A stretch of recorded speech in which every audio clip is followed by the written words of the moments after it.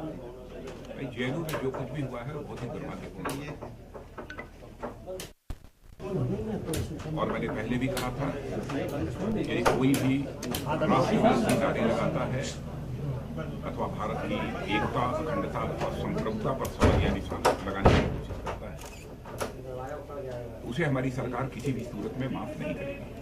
Sir, विपक्ष ये आरोप लगा रहा है कि और पूरा हो जाना जो भी आवश्यक निर्देश मुझे देने चाहिए वो आवश्यक निर्देश मैं दे चुका हूं, लेकिन साथ ही साथ मैंने यह भी स्पष्ट निर्देश दिया है कि जो दोषी पाए जाएं उनके विरुद्ध तो कार्रवाई हो, लेकिन जो निर्दोष हों उनका किसी भी सूरत में हैरेसमेंट नहीं होना चाहिए। मैं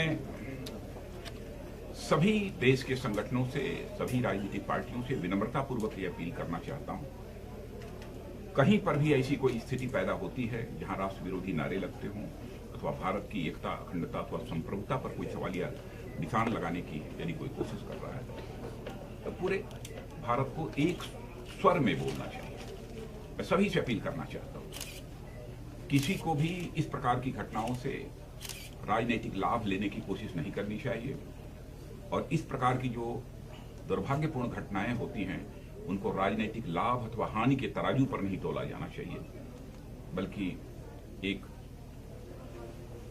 राष्ट्रीय भावना से सबको एकजुट होकर कल कुछ लोग आपसे मिलने गए थे, उन्होंने ये कहा था कि जो कन्हैया है उसको गलत तरीके से वो उसमें शामिल नहीं था। जो मैंने कहा ना कि जो कुछ भी होगा, जो भी निर्दोष होगा, निरपराध होगा, उसके विरुद्ध कोई कार्रवाई नहीं होगी।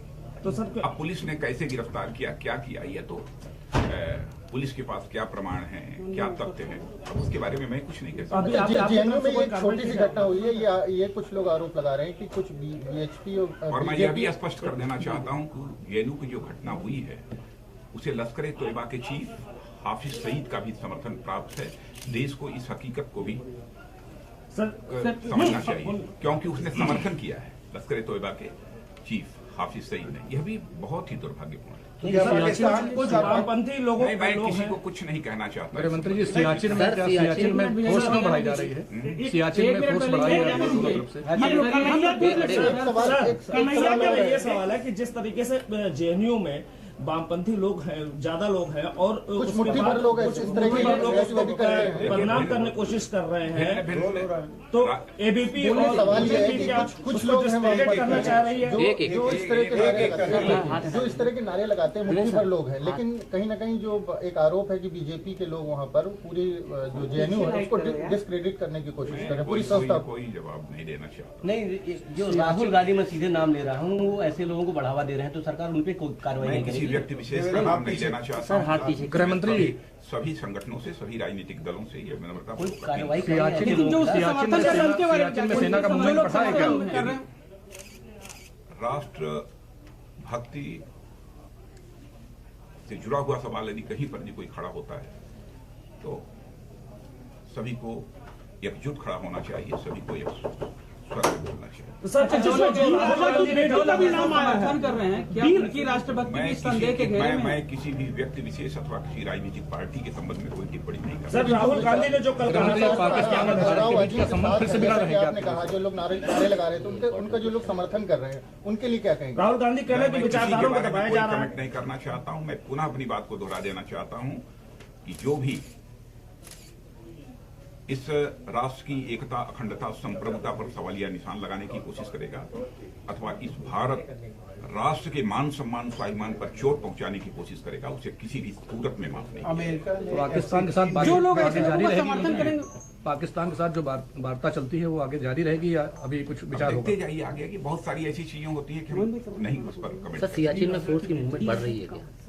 डी राजा की बेटी का भी नाम आया है इसमें। नहीं, मैं इतना ही कहना चाहूंगा कि जो भारत की सीमाएं हैं उन भारत की सीमाओं की सुरक्षा व्यवस्था चाक चौबंद करने के लिए हम लोगों ने कई ऐसे प्रभावी कदम उठाए हैं। सर, ये लोग जेएनयू वाली घटना पर दिल्ली सरकार ने अलग से जांच कराने के आदेश दिए हैं। मुझे कोई टिप्पणी, मुझे जो कहना था कह दिया। लेकिन जो लोग इस तरह की घटना का समर्थन कर रहे हैं उनके बारे में तो कुछ कहेंगे? मैं कुछ नहीं कहूँगा।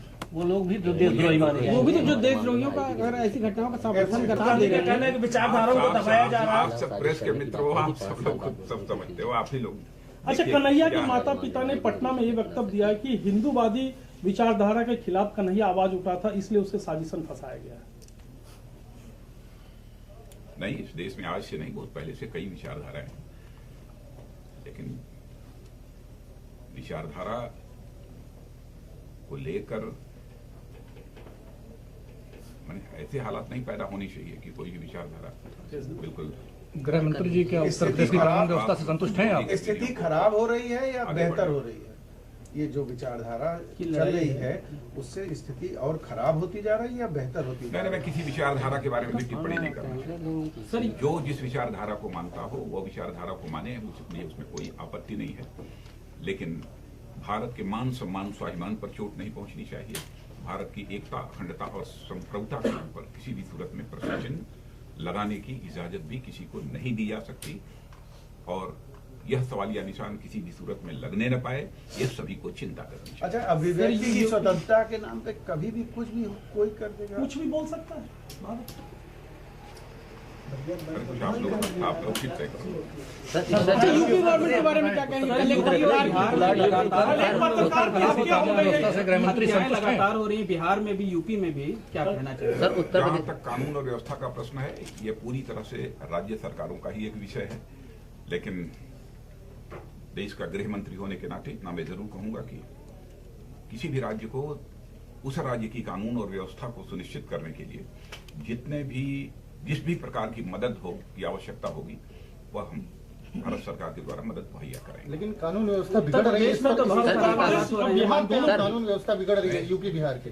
बिगड़ रही है तो उसे सुधारने की कोशिश करनी चाहिए। मैंने कहा ना, मैं पूरी मदद जो है। सर, इशरत जहां मामले में पूर्व आईबी के निदेशक ने कहा है, राजेंद्र कुमार ने कहा है कि मोदी को फंसाने के लिए बाकायदा प्री प्लान किया गया। ठीक है, thank you sir. Thank you sir, thank you sir.